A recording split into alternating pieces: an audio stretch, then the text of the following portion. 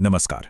आज हम एक ऐसे संकट पर बात करने वाले हैं जिसकी आग तो हजारों मील दूर मिडिल ईस्ट में लगी है, लेकिन जिसका धुआं और जिसकी तपिश सीधे हमारे और आपके घर तक पहुंचने वाली है। जी हां, ईरान, इजराइल और अमेरिका के बीच जो ये तनाव बढ़ रहा है, उसका भारत पर क्या और कितना गहरा असर पड़ेगा, चलिए आज इसी को समझते हैं। अब सबसे पहला और बड़ा सवाल तो यही उठता है कि भाई, ये लड़ाई तो हजारों किलोमीटर दूर हो रही है, तो फिर इसका असर सीधा हमारी जेब पर कैसे पड़ सकता है? इसका जवाब छिपा है तेल में, हमारे व्यापार में और हमारी रोजमर्रा की जिंदगी की हर एक चीज में। तो आगे हम क्या क्या बात करेंगे, एक नजर उस पर डाल लेते हैं। सबसे पहले बढ़ता तनाव और बढ़ती कीमतें, फिर समझेंगे ये हॉर्मूज का संकट आखिर है क्या। इसके बाद हमारी जेब पर इसका क्या असर होगा, दुनिया भर के बाजारों में क्यों बेचैनी है, भारत सरकार क्या कदम उठा रही है और सबसे जरूरी, आगे क्या हो सकता है। तो चलिए पहले मुद्दे से शुरू करते हैं। देखिए, ये जो संघर्ष है, ये मुख्य तौर पर अमेरिका, ईरान और इजराइल के बीच का है, लेकिन इसके जो आर्थिक झटके हैं वो पूरी दुनिया महसूस कर रही है। और भारत भारत तो इससे बिल्कुल भी अछूता नहीं है। अब इस बात की गंभीरता समझिए। जैसे ही ईरान की तरफ से एक बड़ा रणनीतिक ऐलान हुआ, उसके कुछ ही घंटों के अंदर दुनिया भर में कच्चे तेल की कीमतें 2.5% बढ़ गईं। मतलब असर इतनी तेजी से हो रहा है कि आप अंदाजा भी नहीं लगा सकते।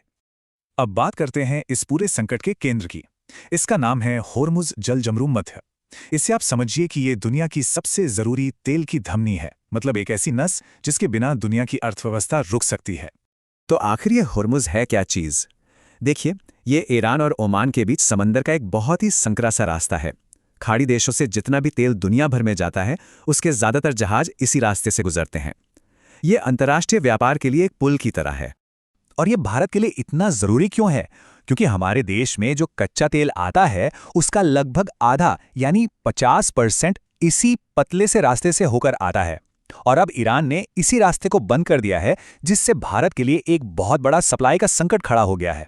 चलिए अब सीधा उस बात पर आते हैं जो हम सबको सबसे ज्यादा परेशान करती हैं कि ये बड़ी बड़ी अंतर्राष्ट्रीय घटनाएं आखिर एक आम आदमी की जेब तक कैसे पहुंचती हैं।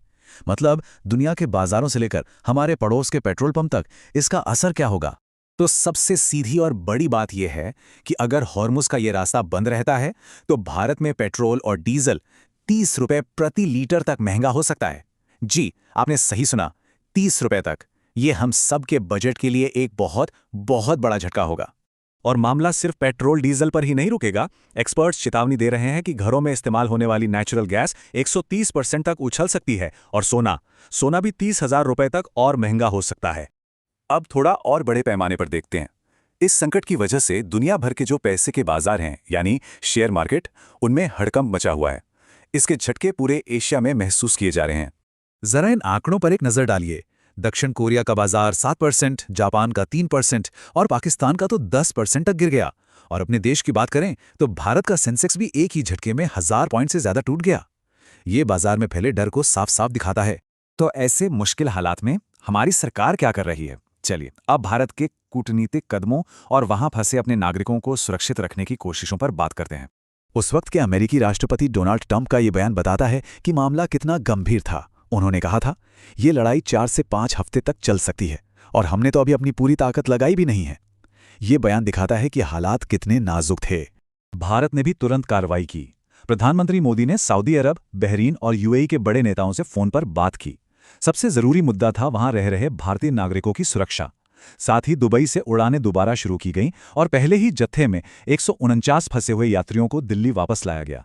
हालांकि एक संतुलित तस्वीर के लिए यह जानना भी जरूरी है कि देश के अंदर विपक्ष ने सरकार के रुख पर सवाल उठाए थे।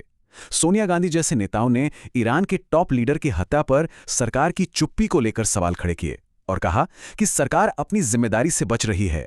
अब हम आखिर में इस सवाल पर आते हैं कि आगे क्या होगा, लेकिन उससे पहले एक नजर डालते हैं उन घटनाओं पर जिनकी वजह से ये स्थिति इतनी तेजी से बिगड़ी। घटनाएं एक के बाद एक बहुत तेजी से घटी। पहले अमेरिका इजराइल के एक ऑपरेशन में ईरान के बड़े नेता मारे गए। इसके जवाब में ईरान ने हॉर्मुज का रास्ता बंद कर दिया। फिर अमेरिका ने एक ईरानी जहाज पर हमला किया और बात यहां तक पहुंच गई कि इजराइल ने ईरान के 500 साल पुराने गोलिस्तान पैलेस पर भी हमला कर दिया। ये दिखाता है कि हालात कितनी तेजी से हाथ से निकल रहे हैं। तो अंत में एक बड़ा सवाल हम सबके सामने है। सप्लाई के रास्ते कट चुके हैं, फौजी कार्रवाइयां रोज बढ़ रही हैं। ऐसे में क्या दुनिया एक और लंबे विनाशकारी संघर्ष के लिए तैयार है?